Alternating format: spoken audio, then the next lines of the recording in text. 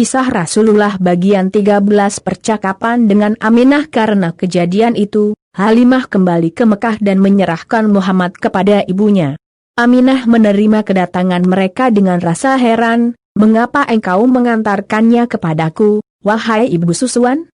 Padahal sebelumnya engkau meminta ia tinggal denganmu." "Ya," jawab Halimah, "Allah telah membesarkan Muhammad. Aku sudah menyelesaikan apa yang menjadi tugasku. Aku merasa takut karena ada banyak kejadian terjadi padanya. Jadi, ia aku kembalikan kepadamu seperti yang engkau inginkan." "Sebenarnya, apa yang terjadi?" tanya Aminah. "Berkatalah dengan benar kepadaku." Halimah terdiam sejenak, lalu bercerita dengan rasa berat. Ada 2 orang berbaju putih membawanya ke puncak bukit. Mereka membelah dan mengeluarkan sesuatu dari dalam dadanya. Setelah berkata demikian, Halimah mengangkat wajahnya memandang Aminah, tetapi ia terkejut melihat wajah Aminah demikian tenang. "Apakah engkau takut setanlah yang mengganggunya?" tanya Aminah. Halimah mengangguk. "Itulah sebenarnya yang membuatku khawatir sehingga cepat-cepat mengembalikannya kepadamu." Aminah menarik napas. "Demi Allah," katanya, "setan tidak akan mendapatkan jalan untuk masuk ke dalam jiwa Muhammad. Sesungguhnya, anakku akan menjadi orang besar di kemudian hari.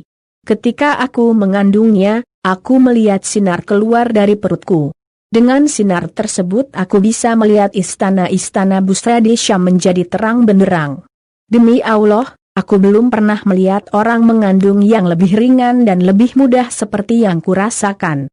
Ketika aku melahirkannya, ia meletakkan tangannya di tanah dan kepalanya menghadap ke langit." Halimah mendengar semua itu dengan takjub. Aminah menyentuh tangan Halimah dan berkata lembut, "Biarkan ia bersamamu dan pulanglah dengan tenang." Muhammad kecil pun kembali dibawa pulang. Namun, lagi-lagi terjadi sebuah peristiwa yang akhirnya membuat Halimah benar-benar khawatir dan mengembalikan Muhammad kepada ibunya. "Orang-orang Habasyah, Kak, tunggu!" seru Muhammad sambil berlari menuruni bukit. Saat itu, usia Muhammad sudah 5 tahun. Ia sedang berlari mengejar saudara-saudaranya, yaitu anak-anak Halimah. Mereka sedang menggembala kambing. "Ayo Muhammad, kejar kami kalau bisa," ujar Syaimah, anak perempuan sulung Halimah sambil tertawa. Anak-anak itu terus bermain. Diam-diam, ada beberapa orang Nasrani dari Habasyah sedang memerhatikan mereka. "Lihat, Kak, itu ibu datang," seru Muhammad. Anak-anak menoleh. Mereka memekik senang melihat Halimah datang menjemput. Namun, wajah Halimah tampak khawatir. Ia mencurigai beberapa bayangan yang sedang mengintai sambil berbisik-bisik di kejauhan. Hatinya makin berdebar ketika orang-orang Habasyah itu datang mendekat. Tanpa memedulikan dirinya, mereka langsung mendekati Muhammad. "Paman mau apa?" tanya Muhammad. "Berbaliklah, Nak. Kami ingin melihat punggungmu," perintah salah seorang dari mereka. Muhammad membalikan badan, lalu orang-orang Habasyah itu saling pandang dengan wajah terkejut. Tanpa berkata apa-apa lagi, mereka berbalik ke tempat semula dan kembali berunding berbisik-bisik. "Kalian bermainlah lagi, ibu akan mencari tahu apa yang mereka bicarakan," kata Halimah kepada Muhammad dan saudara-saudaranya.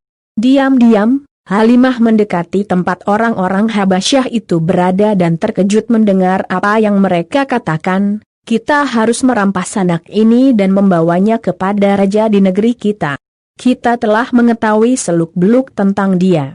Ada tanda di punggungnya yang meramalkan anak ini kelak akan menjadi orang besar." Diam-diam, Halimah menjauh. "Aku harus melarikan Muhammad dari mereka sekarang juga." Tanda-tanda Rasul terakhir pada Injil. Orang-orang Nasrani Habasyah itu tahu bahwa seorang Rasul terakhir akan dibangkitkan dan mereka diperintahkan mengikutinya seperti yang tertera pada Injil di bagian kitab Ulangan 18:15-22, bahwa seorang nabi di antara kamu, dari antara segala saudaramu dan yang seperti aku ini, yaitu akan dibangkitkan oleh Tuhan Allahmu bagi kamu, maka dia haruslah kamu dengar. Muhammad menghilang. Halimah cepat-cepat mengajak Muhammad pergi, namun dari kejauhan orang-orang Habasyah itu terlihat bergegas mengikuti mereka. Untunglah Halimah mengenal daerah itu dengan baik, sehingga mereka bisa melepaskan diri dari kejaran orang-orang Habasyah walaupun dengan susah payah. Tidak berapa lama kemudian, Halimah berkemas menyiapkan Muhammad untuk segera kembali ke Mekah.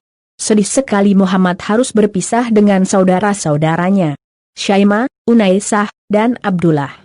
"Muhammad, jangan lupakan kami," ya, pintas Syaimah dengan mata berkaca-kaca. Muhammad mengangguk sambil memeluk mereka satu persatu.